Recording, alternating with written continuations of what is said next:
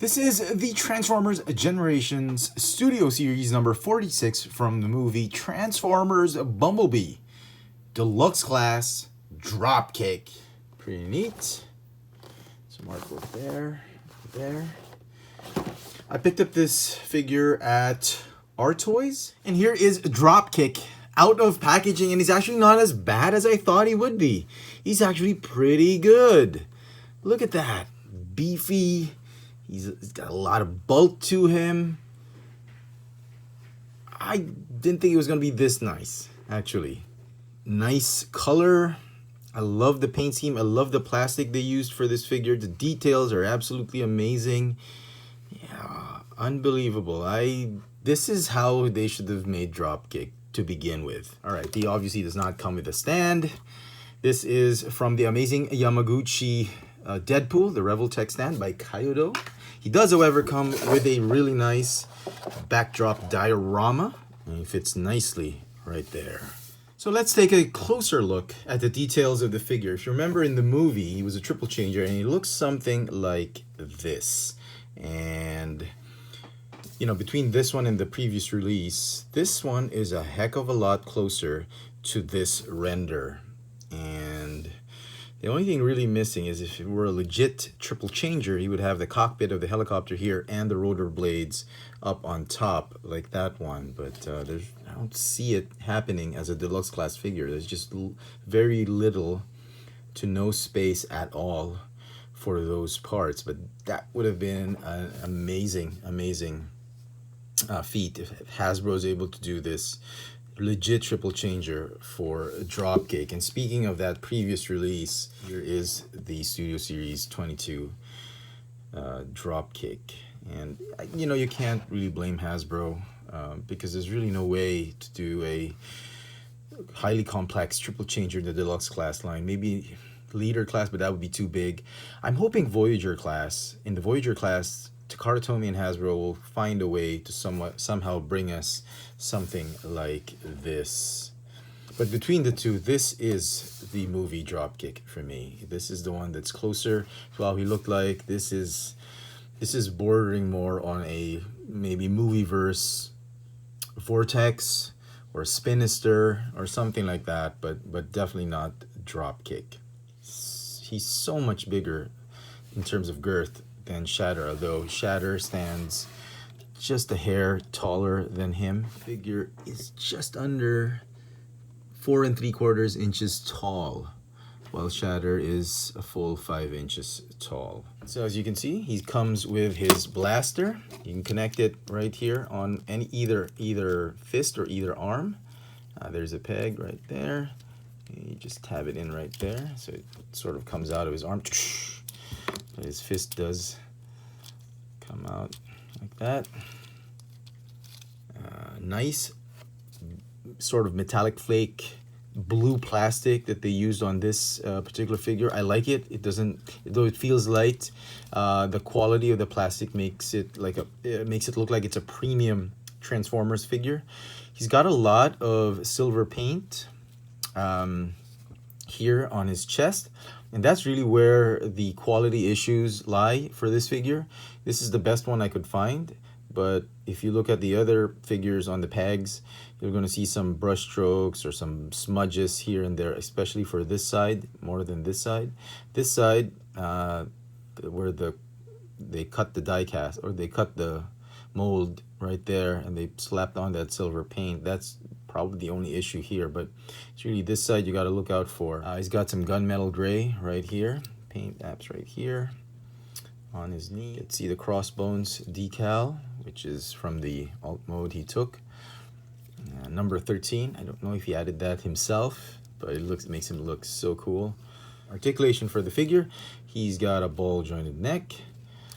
No torso or waist articulation because of transformation. He's got a very tight ball jointed shoulders. He's got a swivel at the elbow and a hinge wrists because of transformation. Ball jointed hips. It's got a thigh swivel. And this one's very tight, a little bit tighter than this one. Hinge knees, but just goes up to there. Can't really do much with it. Ankle articulation, up and down. So, transformation, it's a little tricky, but I think it's less annoying than Shatter's transformation. So, let's get right to it. This is the weapon, put it there. First thing you want to do, let's do the arms first, since the joints are super tight. Okay, put them like this, like this. Put the hands in this position, like that. Raise the arms this way. And you know, the best thing to do is, the instructions were somewhat helpful, but a little vague. I suggest you read the instructions first thoroughly so you know the major steps, and then just do away with it and try to figure it out intuitively, because everything seems to fall in place nicely, but it's just a little tight because of that, a lot of clearance issues and all that. But like I said, I think less annoying than Shatter. So here, just pop this. There's the chest clips onto the abs right there. And you just clip it up and then move it up this way. Go ahead and fold the head down like that till it clicks. So that's that, you're good to go. Okay, then what you want to do is this.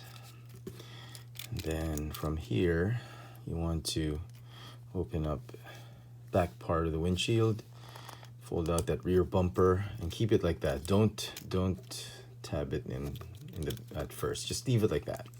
And then here's a tricky bit. I didn't understand instructions at first, but what you have to do is you have to separate this blue torso piece from the black waist piece. And it's got a really tight peg, and just do it gently like that. That peg right there, it's like a double peg. Pegs on right there. Okay, fold this out, okay. Pull out. Then there's a groove right there. There's a groove for in this position so it doesn't swivel. Pull it out, it swivels. Then it tabs in again right there and it doesn't swivel. I love that. I love that Hasbro tried to do that, and it helps with the transformation a lot. So there, so it doesn't, you want to fold the lower legs up all the way like that, like reverse knee fold, and then this thing is going to sit somewhat there in the middle. There's no place to tab it and whatnot. And then the feet are just going to go like this. Don't push it all the way in because it's going to hit the wheels and you're not going to get a good roll in alt mode. So just let it sit like that. Hold these out right here. They're going to form the fender, which is going to go right here. Okay. And then what you want to do is you want to fold these arms this way and then this way. Okay. And then for the time being, okay, fold the fists in like this and like this, and then fold these wheel pieces like this out like that. Okay, just keep them like this. The instructions say to do it this way and then just slap them on, but I feel the best way to transform it is just you put them off to the side diagonally like that, so you'll have enough clearance to fold in the torso pieces. These pegs right here, they're supposed to tab in to those slots right there, so just be ready to do that. And then okay, fold the torso piece up to the chest to the chest piece like that. Just line up that fender up to the hood like that, like that. So the front part's done. Now the rear end. And at this point, once you've cleared the arms, you just try and scoot these pieces at the, tab them right there, that rear bumper right there, right there. Okay, and then those thigh pieces, they tab into the roof like I mentioned earlier. Okay, just make sure they're aligned. Okay, all right, looking good. All right, now onto the arms like this and like that. Slide that arm assembly right there, and this one as well, like here. All right, and all that's left is to tab the doors in. Tab in right there, and then this tab right there. Okay, it's a tight fit, so just be patient with it. Okay, like that, like that. Okay, same thing on the other side. Tab it in.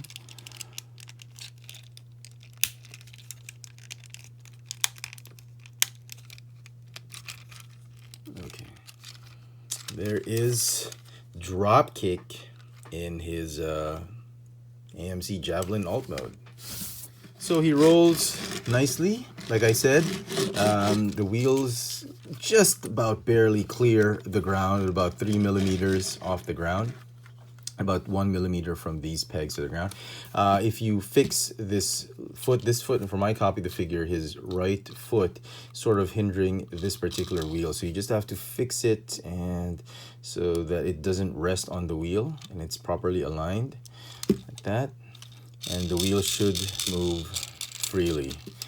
Okay, first time I did it was like too close to the wheel and the wheel was not moving. Okay, so it rolls nicely. Now he's got this, his weapon, his goo weapon, blast humans with, and then he turns them into goop. Obviously you could see there's like a nice little cavity right here, and it's a perfect fit right here, but they didn't officially put it here. There's no pegs or anything like that, and I felt they could have done this. They could have forced the issue, and if you put it right there, it's actually a nice place to let it sit, but the clearance issues will not let them do it, so they didn't do that. Another place where I felt they could have put it is right here, just like with Bumblebee. You could put this thing, like make another, like add a couple of pegs right here that would slide into those grooves right there, and that would have been a nice way to add this. It could be like his booster rocket, but the official way of putting the weapon is right here on the spoiler right there, and it's not bad. It's just that you could see it. It's so obvious that his weapon is there, and it's a shame. It's a missed opportunity. They could put it here or at the rear end. So anyway, all right, so pretty cool. Bring in Shatter. Amazingly, Shatter still looks much bigger in alt mode than Dropkick. But if you listen to the sound, you can see how poor you can hear the quality of the plastic for Shatter. That it's softer, it's lighter compared to the more solid type of plastic they use for Dropkick. I think Hasbro was trying to make up for Shatter. I mean, this figure was too cheap looking. It felt flimsy. It was very difficult to transform. Now with Dropkick, I think they did a better job with this one. I don't know. I think that this figure just turned out better, way better than the Shatter figure, and I'm very, very pleased with this one. All right.